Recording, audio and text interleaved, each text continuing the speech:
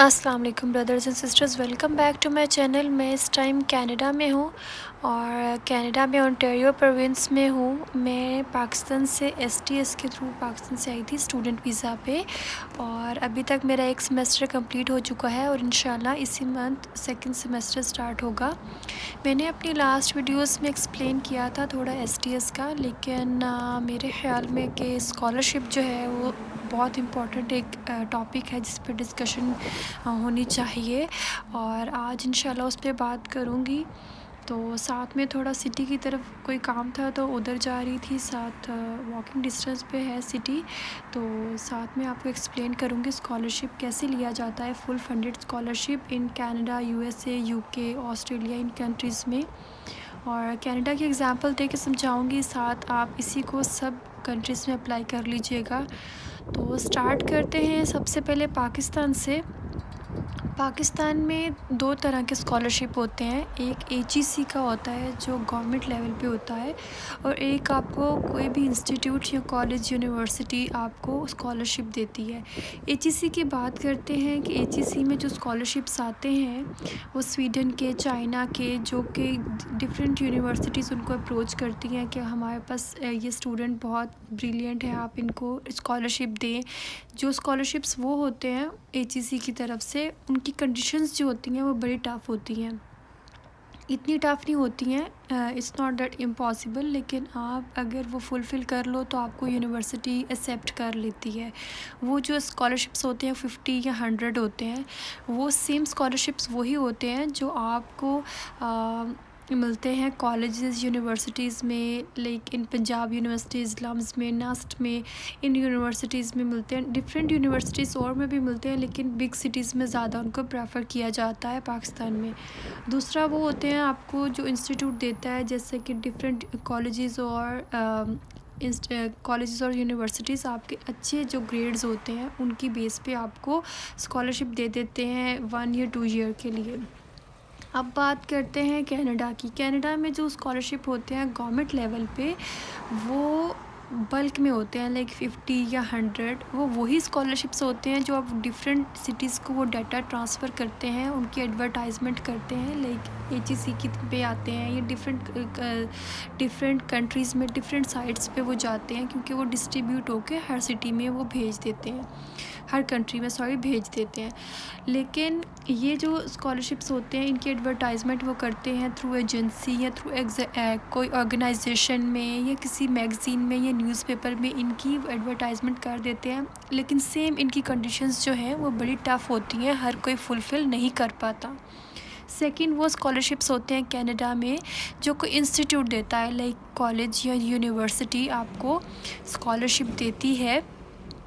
तो वो जो स्कॉलरशिप्स होते हैं वो ज़्यादा यहाँ पे नेशनल स्टूडेंट के लिए होते हैं, इंटरनेशनल स्टूडेंट्स को ये वो वाले स्कॉलरशिप्स नहीं देते। लाइक यहाँ पे हमारे एक फैमिली फ्रेंड है, तो उनके डॉटर को स्कॉलरशिप मिला है यहाँ पे, फुल फंडेड स्कॉलरशिप मास्टर्स में, साथ में उनको मिलेगी पे भी मिलेगी, स्कॉलरशिप के अलावा पे भी मिलेगी। सेम स्कॉलरशिप वो ये वाला जो है ये इंटरनेशनल स्टूडेंट्स के लिए भी है। अब वो कैसे है, वो थर्ड जो टाइप है हमारे पास यहाँ पे कनाडा में, वो प्रोफेसर स्कॉलरशिप है।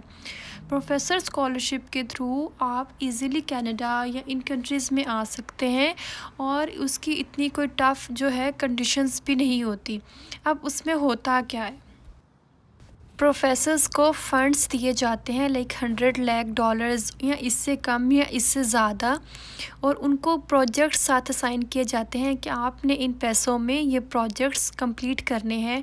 तो प्रोफेसर्स ये काम खुद नहीं करते, बल्कि स्कॉलरशिप पे स्टूडेंट्स को बुलाते हैं और उनसे सारा काम करवाया जाता है पीएचडी की बेस पे या एमफिल की बेस पे। लेकिन जो प्रोफेसर्स हैं वो अपने स्कॉलरशिप्स की एडवर्टीज़मेंट नहीं करते। अगर स्कॉलरशिप्स की वो एडवर्टीज़मेंट नहीं करते तो फिर उनको उस प्रोफेसर्स को कैसे अप्रोच किया जाए। तो सबसे पहले आपने जोन सी कंट्री में आना है, उसमें डिफरेंट प्रोविंसेस में जो डिफरेंट यूनिवर्सिटीज़ हैं उनको आप शॉर्ट लिस्ट कर लें कि ये यूनिवर्सिटी मेरी प्रेफरेंस है। उसके बाद जो उसकी फैकल्टी लिस्ट है उसमें जाके देखें कि आपसे रिलेटेड जो प्रोफेसर्स हैं आपकी फ़ील्ड से रिलेटेड, जैसे कि आप केमिस्ट्री के हैं या बायोलॉजी के हैं या आर्ट्स के हैं, तो उसके रिलेटेड जो पीएचडी के या एमफिल के प्रोफेसर्स हैं उनको अप्रोच करें। उनकी ईमेल आईडी या अगर उनके नेम के आगे कोई उनका पेज है तो उसको चेक करें। पेजेस होते हैं, डिफरेंट पर्सनल पेजेस होते हैं प्रोफेसर्स के। प्रोफेसर ने अपने पर्सनल पेजेस के ऊपर जो उनके पास स्कॉलरशिप अवेलेबल होते हैं उनकी इन्फॉर्मेशन दी होती है। अगर उन्होंने अपने पर्सनल पेज पे कोई भी इन्फॉर्मेशन नहीं दी हुई तो उनके जो ईमेल एड्रेस हैं आप उस पे जाएंगे और उनको जाके मेल करेंगे कि मेरी ये फ़ील्ड है, मैंने पाकिस्तान से ये कुछ किया है, और मैं स्कॉलरशिप लेना चाहता हूँ। तो अगर उसके पास कोई भी स्कॉलरशिप हुए तो वो आपको बता देंगे, और अगर ना भी हुए तब भी वो मेंशन कर देंगे।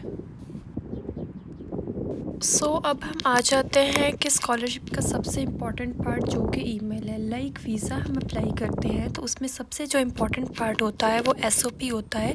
तो एसओपी में मैंने जो बातें एक्सप्लेन की सेम बातें मैं ईमेल के लिए करूँगी कि ईमेल सबसे पहले प्रोफेसर आपका सीजीपीए नहीं देखता, ना ही आपकी डिग्रीज देखता है, ना ही आपका वर्क देखता है कि आपने थीसिस की हुई है, पेपर वर्क किया हुआ है। वो आपकी सबसे पहले ईमेल पढ़ता है। उसके पास बहुत लिमिटेड 2 से 3 स्कॉलरशिप होंगे जो उसने देख के देना है कि कोई किस स्टूडेंट में इतना पोटेंशियल है तो मैं इसको दूँ। तो आपकी ईमेल बहुत अट्रैक्टिंग होनी चाहिए, वर्डिंग बहुत प्रिसाइज होनी चाहिए, ग्रामर की कोई मिस्टेक नहीं होनी चाहिए, सीक्वेंस इसका बड़ा अच्छा होना चाहिए, मैक्सिमम 3 पैराग्राफ होनी चाहिए, क्योंकि प्रोफेसर्स के पास टाइम नहीं होता। वो ईमेल सबकी पढ़ते हैं, यहाँ पे जो प्रोफेसर्स हैं वो ईमेल सबकी पढ़ेंगे, लेकिन वो पढ़ के डिसाइड करेंगे कि हमने किसको स्कॉलरशिप देना है और किसको नहीं देना। अब आ जाते हैं कि जो ईमेल हमारे स्टूडेंट्स लिखते हैं वो क्या मिस्टेक करते हैं। मुझे यहाँ पे किसी ने बताया कि यहाँ पे स्कॉलरशिप है और मुझे वो लिंक से पता चला। तो मैं पाकिस्तान में किसी को जानती थी कि जिसने एमफिल किया हुआ है और पीएचडी के लिए वो उनकी कोशिश थी कि वो यहाँ पर आए। मैंने उनको बताया, मैं आपको अपना पर्सनल एक्सपीरियंस बता रही हूँ कि यहाँ पे स्कॉलरशिप है। तो मैंने उनको सारा प्रोसीजर बताया कि आप इस तरह प्रोफेसर को अप्रोच करो, इस तरह ईमेल लिखो। प्रॉब्लम पाकिस्तान में स्टूडेंट्स में ये है कि वो खुद काम नहीं करते। उन्होंने मुझे आगे से ये आंसर किया है कि आप मेरी ईमेल लिख दें, आप ही प्रोफेसर को सेंड कर दें, मैं आपको अपनी लॉगिन आईडी भी दे देती हूँ, ईमेल भी दे देती हूँ। लेकिन यहाँ पे ऐसा नहीं होता।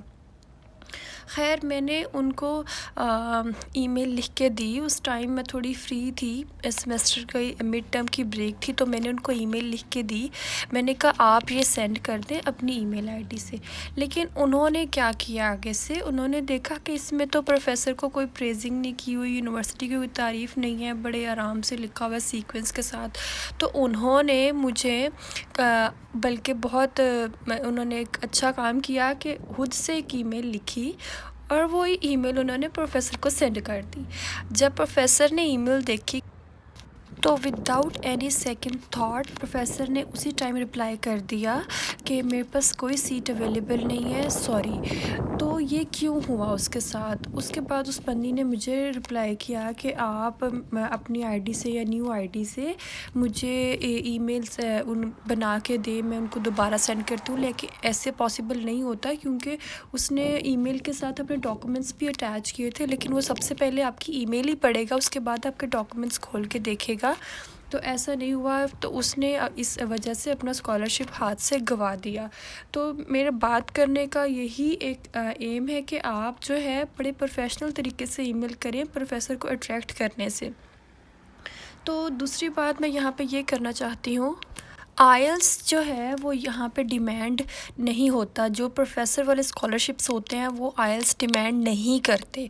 आइल्स जो अगर आप कर लें तो अच्छी बात है, अट्रैक्ट करता है, लेकिन प्रोफ़ेसर वाली स्कॉलरशिप पे वहाँ पे आइल्स नहीं होता। तो आगे बढ़ने से पहले मैं थोड़ा-सा एक्सप्लेन करूँगी। यहाँ पे स्टिल लॉकडाउन है और मैं मेट्रो पे आपको लेके जा रही हूँ और ये नर्सरी यहाँ पे इन्होंने ओपन की है कि समर्स आ चुके हैं तो नर्सरीज़ ओपन की जाएँ, लेकिन नर्सरीज़ को भी इन्होंने फ़िलहाल बंद कर दिया है। लेकिन थोड़ा-सा व्यू दिखाऊँगी कि यहाँ पे ये जब समर्स आते हैं तो यहाँ इस तरह ये नर्सरीज़ लगाते हैं कि लोग यहाँ से फ्लावर्स लेके जाएँ, क्योंकि समर्स यहाँ पे 30-35 टेम्परेचर हो जाता है तो अच्छे खासे फ्लावर्स वगैरह बड़ा खूबसूरत लगता है यहाँ पे। और आगे आपको मैं सोशल डिस्टेंस का थोड़ा दिखाती हूँ कि कैसे यहाँ पे ख्याल रखते हैं लोग। एक अंदर जाता है तो दूसरा तभी बाहर आता है, वरना कोई भी कस्टमर सब लाइन में खड़े हुए हैं।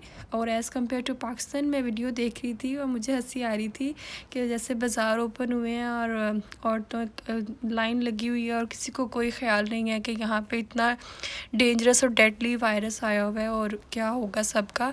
तो ये सामने लाइन लगी हुई है सबकी, तो इसी तरह ये लाइन में खड़े हुए हैं आप, और ये लाइन ब्रेक नहीं कर सकते। अगर ये रूल इस तरह ब्रेक करेंगे तो इनको बड़ा हैवी फ़ाइन होता है और यहाँ पे इनकी कंप्लेन कर देते हैं फ़ौरन। कोई भी देखें तो सिटीज़न्स ही कंप्लेन कर देते हैं, बेशक आपको अगर कोई और ना भी देखे तो लास्ट में मैं बताती हूँ कि यहाँ पे जो स्कॉलरशिप्स अवेलेबल हैं वो कुछ फ़ेसबुक पे ग्रुप्स हैं।